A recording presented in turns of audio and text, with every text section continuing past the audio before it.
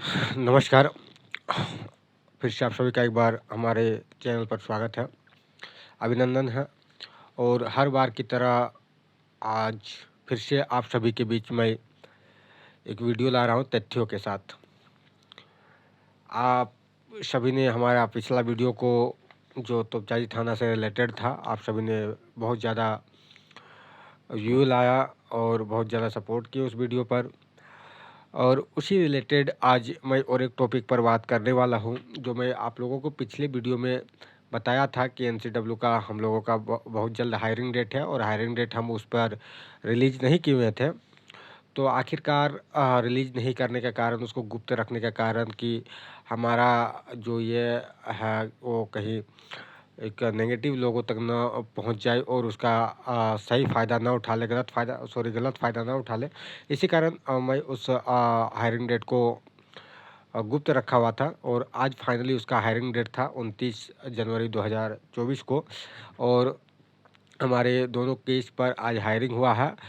इसमें शामिल एनसीडब्ल्यू के पदाधिकारी, हमारे संबंधित अनुमंडल पुलिस पदाधिकारी और हमारे थाना के हमारे केएसआईओ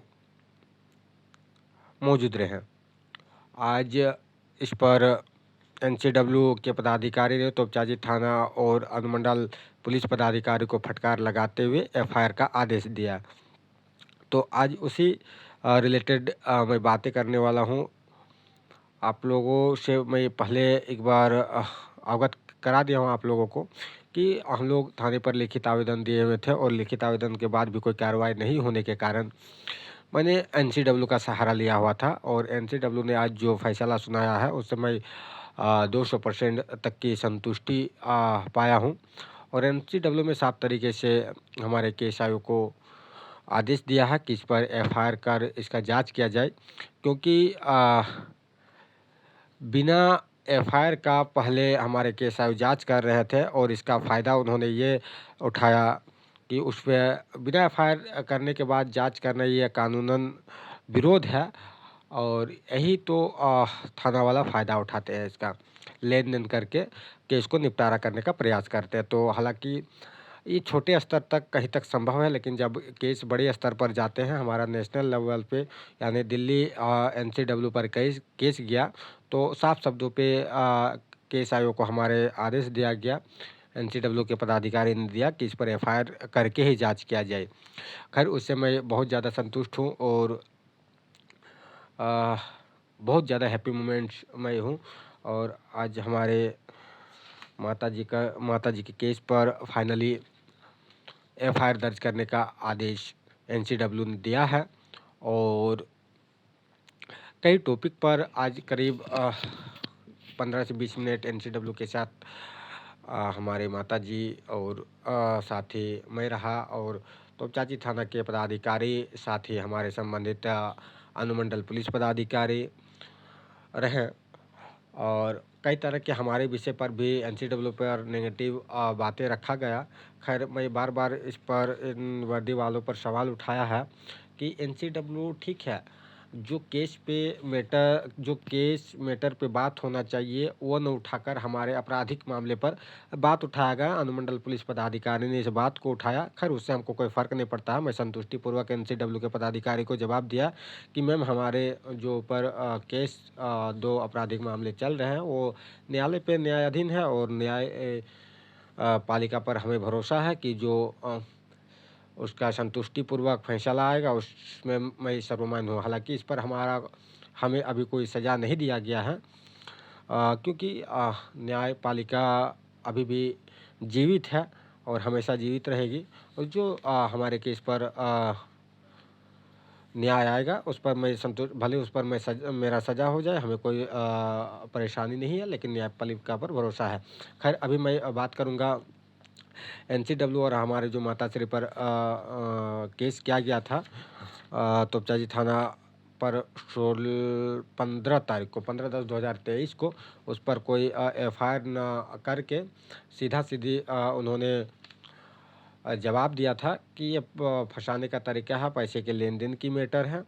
तो खैर सभी कोई समझदार है और न्यायपालिका अभी मैं कुछ समय पहले ही आपको बताया कि न्यायपालिका जीवित है और न्यायपालिका पर भरोसा है। न्यायपालिका आज ही आदेश दिए हमारे एनसीडब्ल्यू के पदाधिकारी कि इस पर एफआईआर दर्ज होके ही आगे की कार्रवाई और अनुसंधान पर जुटे प्रशासन तो सही है। कई कड़ी शब्दों पर हमारे केस आयोग पर फटकार भी लगाया। केस आयोग ने झूठा साबित करने का प्रयास किया कि सूरजदास से संपर्क किया गया, लेकिन सूरजदास थाना आया नहीं। खैर इस पे हमारी जो एनसीडब्ल्यू के पदाधिकारी हैं उन्होंने उसको पॉइंट निकालते हुए और कहा कि जब सूरजदास के घर पर ताला बंद था तो आपने कब बुलाया सूरजदास को थाने पर और कब जाने से इनकार किया, ये तो झूठा साबित है। उसका वीडियो मैंने शायद कुछ कैप्चर किया हुआ था, लेकिन आप सबों के बीच शायद साझा करना ज़रूरी नहीं है। जब मौका आएगा तो उसको साझा किया जाएगा। बट जो फैसला है आज का संतुष्टिपूर्वक मिला हुआ है और उम्मीद है कि इस पर एफआईआर होगा। हाँ, और मैं कह देना चाहता हूँ कुतुबचाजी थाना के चाहे वो तो थाना अध्यक्ष हो या तो हमारे केस आयु महोदय हो, मैं आपका वर्दी का सम्मान करता हूँ, हमेशा करता आया हूँ और करता रहूँगा। लेकिन जो आप लोगों का रवैया है, मैं आप लोगों का सम्मान कभी नहीं कर सकता हूँ इस पर, क्योंकि आप लोग तो पैसे पर बिके हुए इंसान होते हैं। खैर मेरे बातों से आप लोगों को बुरा लगता हो, लेकिन मैं तो ये साफ शब्दों पर कहने पर स्वतंत्र भारत का स्वतंत्र नागरिक होने पे हमें कोई डर नहीं है। भले आप लोग फिर से गिरफ्तारी करने का प्रयास करें। इस केस के बाद जो एनसीडब्ल्यू ने आप लोगों को आदेश दिया है एफआईआर दर्ज करने का, भले आप लोग एगेंस्ट को भी बुलाकर आप लोग केस दर्ज करेंगे, हमें उम्मीद है। लेकिन कोई दिक्कत नहीं है, जो होगा न्यायालय और न्यायपालिका पर भरोसा है मुझे, और साफ होगा। और मैं आप लोगों को दिखा दूं इस पर। मैं आप लोगों को पहले क्या दिखाऊंगा, जो पैसे का लेन देन का मैटर था वो मैंने सीपी केस क्या हुआ न्यायालय पर, और जो महिला बदतमीजी का केस था वो मैं एनसीडब्ल्यू को दिया हुआ था, और फाइनली आज ये रिजल्ट आया कि उस पर एनसीडब्ल्यू ने एफआईआर दर्ज करने का आदेश दिया है। खैर देखिए, जब एक संबंधित विभाग पर केस जाता है तो हमें लगता है कि उस पर न्याय मिलता है, और संबंधित विभाग पर हमारा केस था माताश्री का और हमारे मैडम जी का, तो दोनों पर एक्शन का बात हुआ है। और इस विषय पर साफ शब्दों पर, और एक बात मैं इस पर जोड़ना नहीं चाहता हूँ, लेकिन माताश्री ने हमारे गरीबी का एहसास करते हुए और एनसीडब्ल्यू के पास अपने स्थिति को बताया, और एनसीडब्ल्यू ने हमारे पंचायत के मुखिया को भी इसमें तलब किया था कि इस पर अब आवास का मांग दिया जाए। इस बात को मैं साइड पे रखता हूँ, जो बातें हुआ है और जो थाना का मैटर है उस पर मैं बात करता हूँ। खैर मैं तो संतुष्ट हूँ, और लेकिन मैं एक बार फिर कह देना चाहता हूँ कि जो लोग आज सोच रहे होंगे कि सर 6 महीना का एग्रीमेंट था, 4 महीना अधिक बीत चुका है, वो अपराधी जो थाना वाला मिलकर कुछ लेन देन कर समझौता करने का प्रयास किया था, शायद उन लोगों को आज एहसास हो गया होगा कि हाँ, सूरजदास जो बोलता है उसको करके दिखाता है। आज मैंने वही चीज़ करके दिखाया, भले मैं नहीं करके दिखाया, एक माध्यम बन के करवा के दिखाया कि न्याय कहा जाता है कि भगवान के घर देर होता है अंधेर नहीं, उसी प्रकार से न्यायपालिका थोड़ा देर कर सकते हैं लेकिन अंधेर नहीं, जो फैसला होता है वो सर्वमान्य होता है। फाइनली आज हमारा वीडियो कुछ लॉन्ग होगा, लेकिन आज मैं बहुत ज़्यादा हैप्पी मोमेंट्स में हूँ, और इसको बयान नहीं कर सकता हूँ। और फाइनली जो हमारा मैटर जो सीपी केस वाला है उस पर तो मैं कुछ नहीं बोलना चाहता हूँ, क्योंकि वो न्यायपालिका के पास चल ही गया, वो एविडेंस मूवमेंट पे है, और एविडेंस मूवमेंट ख़त्म होने के बाद जो कानूनी प्रक्रिया है वो कानूनी प्रक्रिया के तहत उस पर नहीं कहना चाहता हूँ। लेकिन मैं आप सबों को कहना चाहता हूँ जो इस वीडियो को देख रहे हैं, जिसके पास भी ऐसा केस पेंडिंग है जो महिला उत्पीड़न के मामले पर हो, वैसा केस को अगर थाने वाला नहीं सुन रहा तो हमारे संपर्क कीजिए। हमारा कॉन्टैक्ट नंबर 78704274 है। मैं ज़रूर प्रयास करूंगा कि इसको संबंधित विभाग में ट्रांसफ़र किया जाए और संबंधित विभाग में इस कंप्लेन को दायर किया जाए, ताकि मेरे जैसा आप सबों को भी इंसाफ मिल सके।